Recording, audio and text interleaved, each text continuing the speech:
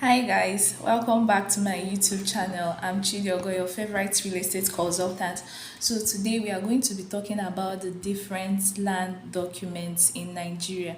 We have the C of O, power of attorney, deed of assignment, decision, gazette, irrevocable power of attorney, and so many of them. So I'm going to take my time in this video and explain everything you need to know about these documents. So subscribe to my YouTube channel, like and leave a comment at the end of the video if you have any question about any of the documents.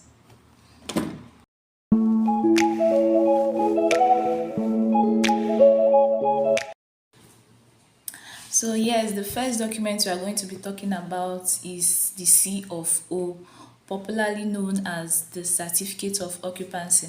This document shows the legal ownership of a plot of land. It is issued by the government. Like the C of O to me is the best document for any land, is the best land title. So this certificate of occupancy cannot be issued twice by the government.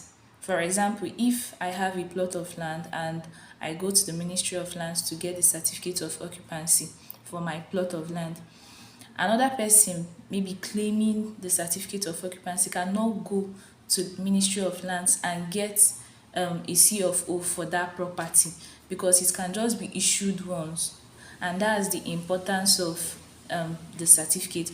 Or else I want to sell my property, that's when I'll have to transfer it to another person. So the details on this certificate of occupancy, you see the file number, the C of O number, the location, different things, the date of issue, the date it was issued. Then one thing people don't know about this certificate of occupancy is that it expires after 99 years. Most people just know that you need certificate of occupancy for a plot of land, but you don't know that it expires after 99 years. So after this 99 years, you can still go back to the Ministry of Lands and renew. So that's one thing. That's majorly everything about certificate of occupancy. So the next one is the deed of assignment.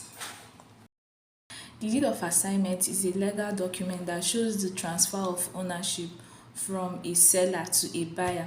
In this case, the seller is known as the assigner and the buyer the assignee. So it's the transfer of ownership from the assigner to the assignee.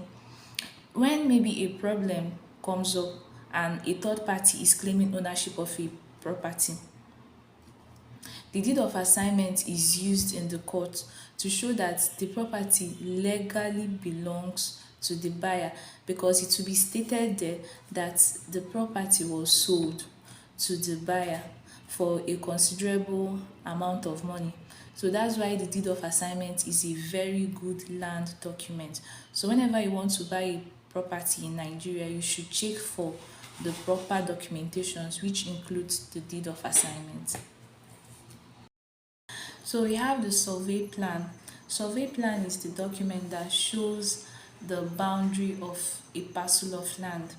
It shows the accurate measurement of the piece of land. Let's say you want to buy a land, you have to know the portion that you are buying. So survey plan is just a paper or a document that shows the portion of land you are buying. It contains the name of the owner of the property being surveyed, the size of the property, the description of the property, the beacon numbers, and the surveyor that surveyed the property. So it's a very vital document because nobody can encroach on your own property, because with it you know that okay, this portion of land belongs to me, and even your neighbor cannot encroach on your own property. That's why survey plan is a very vital document in Nigeria. Also, we have the Essential and the Gazette. Both of them work hand in hand. I will explain the Essential. Okay, all lands belongs to the government.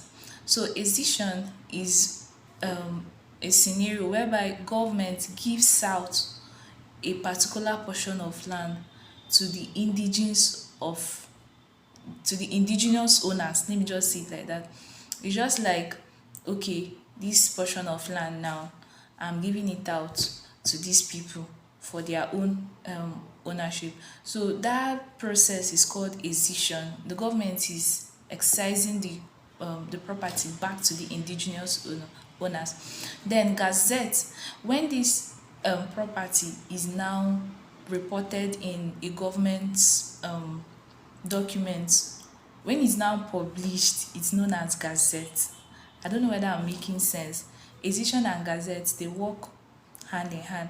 The gazette is now showing that, okay, this land belongs to these indigenous owners. Oh, they can now, they are now owners, they are now reliable owners of this property. They can use it for residential, agricultural, commercial purpose. So that's just the basic, the best definition I can give on acquisition and gazette.